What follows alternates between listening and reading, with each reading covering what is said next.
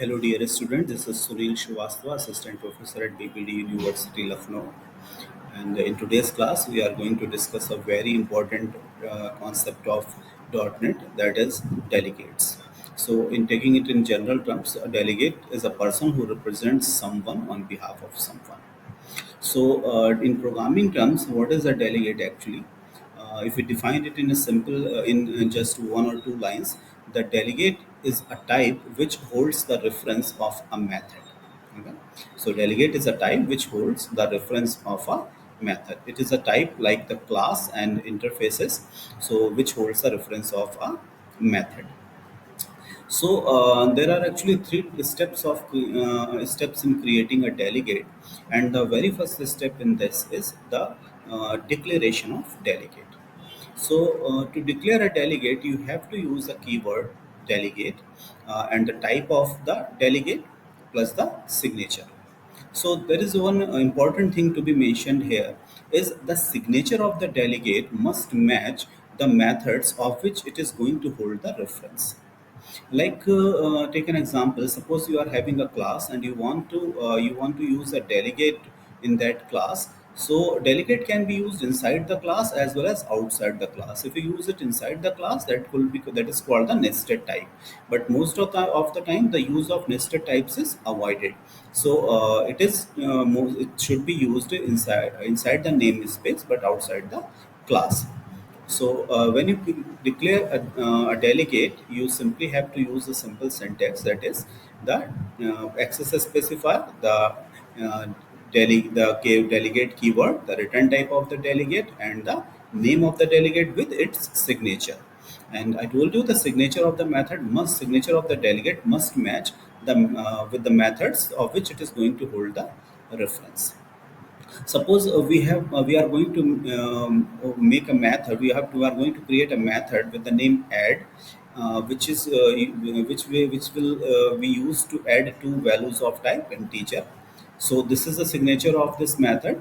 There are two values of type integer, so that the delegate you are making should also have the same should also have the same number and types of arguments, that is the two values of type integer.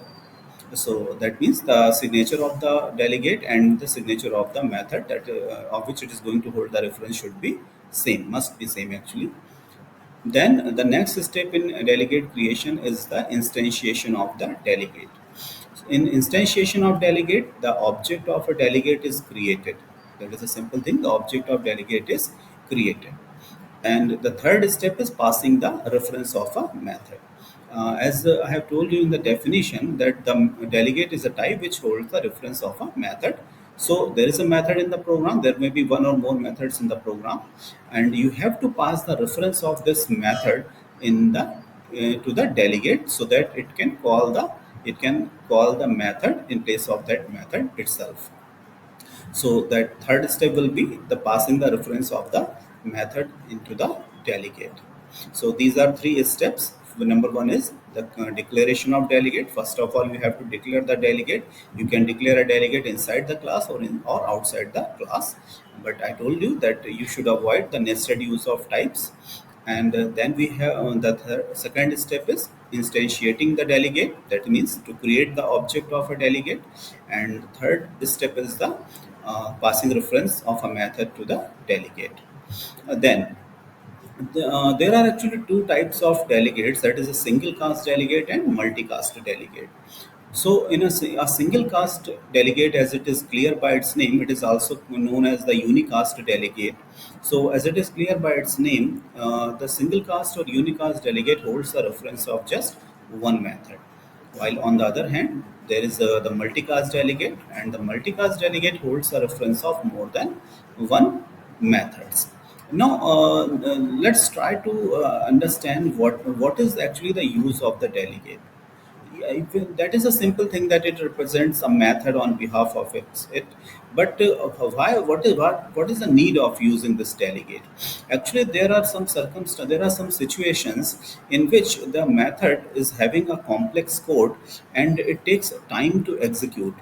as compared to other methods. So there is some concept which is known as the underutilization of CPU, and if there is a method which is taking more time as compared to simpler methods, and if the methods are executed in sequence, the CPU has to wait until this method, which is having the complex coding and taking a lot of time to be executed, to wait. So in the meantime, the CPU has to remain idle, which will result in the underutilization of the CPU. So in that case, what we can simply do is we can execute the function which is which is less complicated coding, and give a reference of the method which is having which is having a very complicated coding and taking a lot of time, the reference to this method, so that when this method is executed, it can call the next method which is having the complicated coding to execute. So that is the concept which is popularly known as the callback. So in C sharp, this can be implemented using by using the delegates. So again, let's take a quick review of what we have learned in this class. The delegate is a type which holds the reference of a method. So, and there are three steps in creating this delegate. Is first the declaration of the delegate, second is the instantiation of the delegate, and the third is the passing reference of the method to the delegate. And then there are two types of delegates: the unicast or single cast delegate. A single cast or unicast delegate holds the reference of one method, while the multicast delegate holds the reference of more than one methods. So that was all about delegates.